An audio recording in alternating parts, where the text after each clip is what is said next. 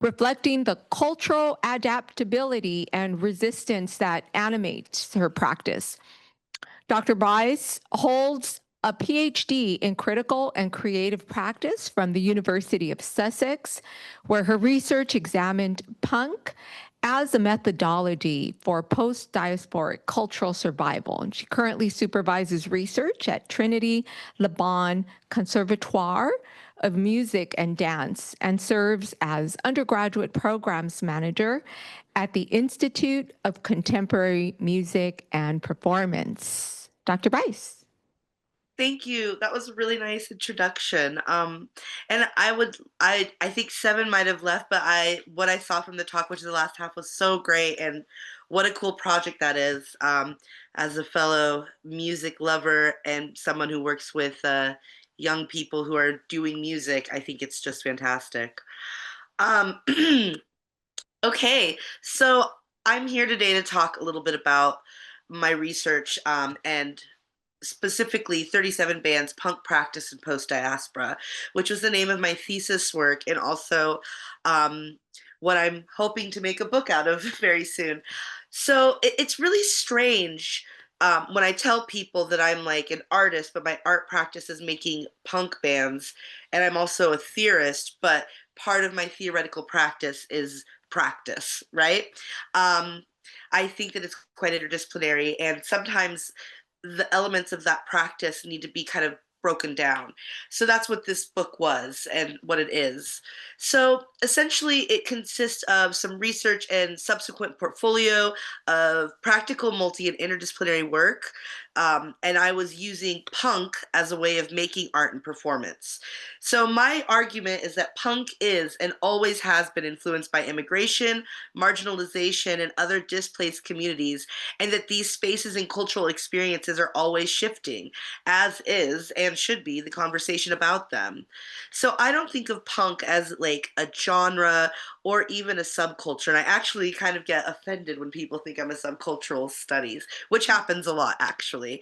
Um, but I think of punk as a verb of the doing, and how if we understand punk as a methodology of not just making, but also of doing research, it can it lends itself more into this narrative of having like dominance within marginal communities rather than the kind of like whitewashed subcultural histories that we see. So 37 Bands investigates punk not as a music genre or subculture, but rather a methodology of making art and creating knowledge that goes beyond music production and composition. It serves as a conversation on the intersection of punk as practice with embodied post-diasporic experience. This conversation is evidenced not just through writing, but also with documentations of making, and not just my making, but also like making collaboratively with friends and making sites specifically in different venues internationally and in different methods, but all of them kind of under the umbrella of punk. This conversation, this aesthetic of punk, has an expectation, I think, to perform a certain way. Like we relate punk to the hegemonic cultural ideations of what punk looks like and where it belongs. So within this context, punk can read as amateur, apolitical, or nihilistic, and specifically coming from white spaces of boredom and apathy, not appropriations of resistance and culture making. So I think that this is a really important point to make. And this research aimed to investigate other spaces of influence for punk aesthetics, such as Afro-diasporic cultural invention, Riot Girl, and 12th century epic Georgian poetry. Um, the work that I made, I used a Fluxus-style scorebook and created a series of scores that were towards practicing and daily practice around performing speculative fictions and the aesthetics of punk. So I begin to define ways in which post diaspora would act as a framework of becoming, but also as a way of making within a performance setting. I'm going to pause for a second just because I want to take a moment to ask if anybody has any questions about punk as this kind of verb or this methodology of making. I have a question. Can you tell us a little bit more? You said that you use scores or flux inspired score. What does that look like exactly? Oh yeah, I can actually show you if you would like. So I make Fluxus-style scorebooks. So Fluxus artists would make these scores that were abstract or like not actually like in musical notation, but would give instructions. And this has been something that's been adopted by a lot of experimental musicians and performers through the years. Some of you might have heard In C by Tom Riley. Another, I'm trying to think of another famous score, or Yvonne Rainier's dance piece, A1. She also had like this score that she would teach to people. So my scorebook looked a little differently. It was more about writing songs and how to make it and how to do it not like the way that we would think of writing songs, which is through um, like, you know, playing guitar and singing vocals. Hold on, I'm just going to share my screen actually with you so I can show you what one of these scores might look like, if that would be okay. Yes. Awesome. We're Oh, setting up the tech to so you can share. oh, okay, cool. Yeah, I think that it would not let me. There's a in.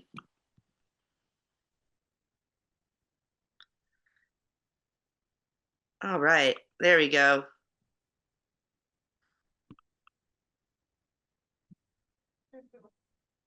Is that working? Is it working? Hold on. Let me just try something. It says that I'm locking myself out. Okay, here we go. Now let's try. Oh, okay. So let's try it out now.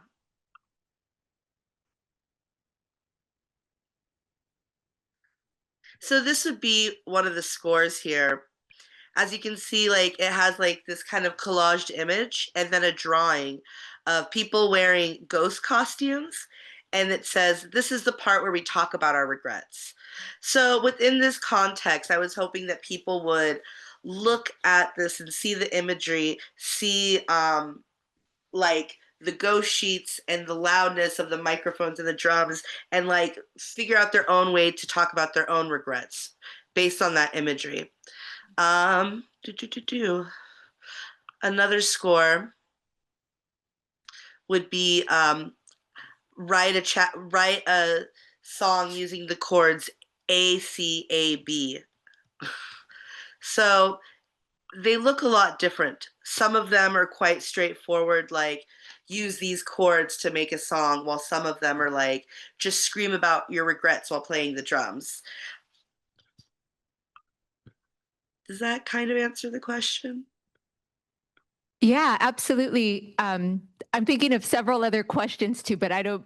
I can hold off on them, or I can ask them. No, please ask away. Just to clarify, like my plan was to kind of like get a little bit into the making and then talk about post diaspora and how it operates as a framework and how it kind of holds this ideation and making and yeah. So yeah, please ask. Well, let's continue with the what you just said right now with your plan for the presentation, and then I could just come back to my question. Yeah. Oh, okay. That's cool too. Well, so essentially, like, I feel that like punk isn't what we think it's going to be like, or it's not like this punk band, Mohawks, whatever. It could be just a way of making. And I personally like unpack some of those like themes of making and how like those punk themed making, like temporality, rupture, urgency, and space. These are things that I see central to like punk as a methodology. And I also see these things being uniquely centered in the experience, the embodied experience of diaspora and immigration. So, post diaspora is undefinable and uncategorical. There's not really a singular understanding or definition of post diaspora or even how it separates itself from diaspora. What makes it post? How does one identify the departure between diaspora and post-diaspora? The prefix post alone has the potential to sound vague in terms of intentionality and requires a clear definition to offer a succinct meaning. I consider post-diaspora here as both a framework to analyze identity formation and intersections of having proximity to diaspora or immigration, and how this epistemological foundation relates to music making or art practice, or in my research explicitly in relation to punk as practice. So what I mean by proximity is that you might not have like moved from one place to another, but you could be a second generation child born in one place with parents from another. Another instance or example of proximity to diaspora is living nomadically or being multinational. Perhaps diaspora doesn't fully capture the range of your lived experience or identity. To live under the umbrella of diasporic or post-diasporic existence is entrenched in the personal experience that can be seen as rhizomatic, meaning there are multiple points of entry and engagement. So therefore, it's difficult to distinguish a hard difference between post-diaspora and diaspora. So in this instance, I'm just considering post-diaspora as a framework for an intersectional and intergenerational conversation around race, identity, and culture that have proximity to diasporic epistemes directly or generationally, and how this experience is in conversation with punk practice. So I think when your parents are from one place and you grow up somewhere else, the expectation of how you engage with culture is different. And the things that feel culturally close for some generations of your family don't feel close to you. So an exemplification of what I'm also considering to be rupture from normal diasporic thinking, or what we identify as regular diaspora, would be from someone like Nadia Ellis in her book, Territories of the Soul, Queer Belonging in the Black Diaspora. So in this book, Ellis looks at the intersection of diasporic experience and queer belonging, queer utopia as defined by Jose Esteban Munoz. Ellis doesn't describe her framework as post-diaspora, but does acknowledge the rupture from the traditional diasporic studies, and uses this rupture to look at cultural production from new perspectives. So in this case, of this book, that rupture would be queerness. How does queerness shape and inform your diasporic experience, your diasporic communities? To be explicit, my definition or use of post-diaspora as both framework for identity formation and as an approach towards making, I look to Robin James's ideation around post-identity to help define the prefix post and my usage and understanding of it. So the theorist Robin James defines post-identity society as a post-identity society thinks it has overcome identity-based exclusion or marginalization. The presence of otherwise privileged members of traditional race, gender, and sexuality-based minority groups in positions of power and or influence in social institutions like the mainstream media, business, and government serves as evidence that identity-based social and political oppression is over. So James suggests that the post and post-identity claims that we are now living in a time where privilege has shifted as more and more traditionally marginalized groups are in positions of power when a lot of these positions were not available to us in the past. For example, within the last 15 years, the USA has had a Black president and a Black woman as a vice president. And also, this Black woman, soon to be president, I mean, not president. Sorry.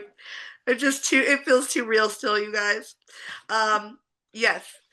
Anyway, if that president were to have been in office, she would still be complicit in the war crimes and the genocide and all of the terrible things that I don't feel are close to me or my communities, right? Um, so, but because there's never been any person of color, any women of color within the executive branch, it becomes just a justification that there is representation and that's enough.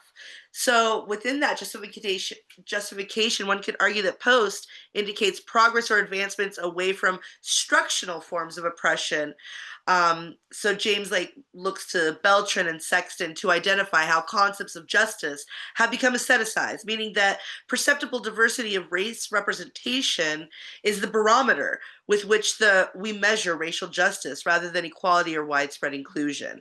So just because we see representation within the executive branch through skin color, it's not matching ideals or like communities or even it doesn't represent everybody, and also that's a conversation that we're having now. The understanding of post-identity does two things. It suggests inequality becomes obsolete the more we see inclusion of perceptible diversity within the media and positions of power. Second, James's understanding of post-identity indicates the shift in discourse around identity, suggesting that we have now arrived at a new conversation. There are now new questions we ask about identity, such as what does representation actually signify? James elicits some sort of rupture from or evolution by utilizing that post prefix to really define that there is a rupture, that there's a new conversation. So post-diaspora is a way in which we can acknowledge the new conversations about and around the experience of diaspora that are actually happening right now. While conversations about diaspora have always been contextual, post-diaspora is explicitly factoring in considerations such as queerness, historical structural violence as being inherent within this conversation. So now we are creating a dialectical approach and understanding and destructuring those thoughts within cultural present and past. So this means that ultimately post-diaspora as a framework is in flux. So I'm going to stop right there and just check in a little bit. As I'm leaving it here, like post-diaspora is in flux, but it means that we're having new conversations around what we get from immigration, what we get from diaspora, how it informs our cultural practice, and also where that influence lives and where it sustains itself. I would like to stop and ask for questions now and then kind of get back into the next and last point that I wanted to get into. Any questions? Yeah, I have a question. I have tons of questions, first of all. Okay. You're so brilliant, Nadia. I'm just like kind of soaking in, taking it all in, and finding so many points of connection with yes. Also, I'm wearing my wonderful Garfield shirt. That was one of my favorite Saturday morning cartoons after Yes. Pee Wee Herman was Garfield. Yes. Okay, so kind of maybe that is also relevant, that little like tangential note, because what I'm kind of picking up too from, not only like your theoretical analysis, right, of the way we can think of maybe like broadening or being more capacious with our understanding of what is diaspora or diasporic kinships. I wanted to also ask about your live performances because I'm thinking, or I guess the question is, how does your live performances inform, contour, maybe like inspire a new direction in your theorizing? Well, that's a great question. So, my solo project and usually whatever punk band I'm in, I'm not really, I'm a musician and I've been an international performing musician and artist for a long time, but I don't really distribute my music on Spotify. And I don't really ever play to or like cater to like music industry festivals and platforming. I just have never really done it because the way in which I sustain as a performing artist, as a touring artist, is to find spaces that have like that I feel culturally connected to, um, and that are like more in the DIY realm and more like more community based. So, for instance, oftentimes I play in Italy, and one of the venues I play at quite frequently in Rome, Fanfula 5A. Fanfula is a part of Cioccola Arci. So in Italy, after World War II, there was like it was I think part of the 1968 socialists started the Cioccola Arci, and it's like basically a private club for socialists. So Italy has these like private club kind of collective spaces, and they have like they kind of are not government subsidized, but because they're private clubs and they're like cultural centers that are ran by certain organizations, they don't have to operate like mainstream venues or businesses. And there are like networks of these clubs all over Italy, and there'll be different versions of this sort of thing. So I did a show in Linz, and it's at another kind of like association where it's a derelict building that a collective of curators have been able to like use as their own space and do events there as they like. So I'm really interested in playing those kinds of spaces. And that is like why that's kind of how this investigation started. I'm like, well, I know that like these are the spaces that I like, but it's also about this temporality, this urgency, this community, this site specificity. Um, and that is like how it kind of influences the live performance, and where the intersection between like Nadia live and Nadia theory comes in. Yeah, that's so cool. Can you tell us a little bit more about you're working on a book? Is that correct? Can you tell us a little bit more about maybe the way that you are like using your punk methodology, right? Like punk as process, how that is kind of colliding, perhaps, or interacting with like the publishing process or the publication of your book. Well, I can tell you how it's really interfering with it because the book, because I really like, I use a lot of theoretical ideation, and I refer to like post-colonial subcultural studies and all, and like, you know, all these things, but it is an artist book. Like there's images, there's scores, there's like documentation, and the book itself is like performative, and on top of it being a performative arts book and also this like theoretical book, it also has like memoir and like personal anecdote to like kind of unpack things, or to kind of contextualize why I was like hanging out in Georgia with like, you know, post-Soviet dissidents or, you know, like that how punk had brought me into those spaces and places.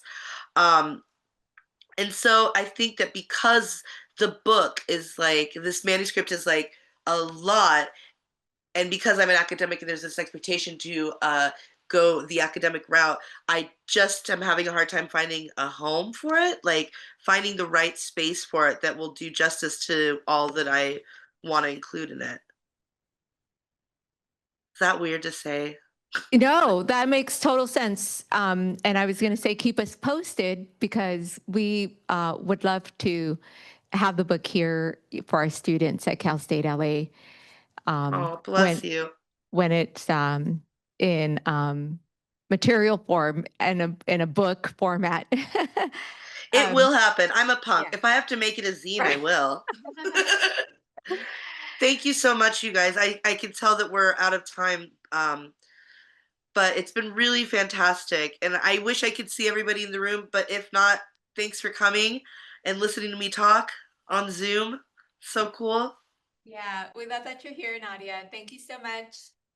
I'll come in real life too someday, I promise. Yeah, yes. Let us know when you're in LA for sure. Great, will do. Have a great conference, guys. Bye. Bye. Thanks, Nadia. Bye. Thank you.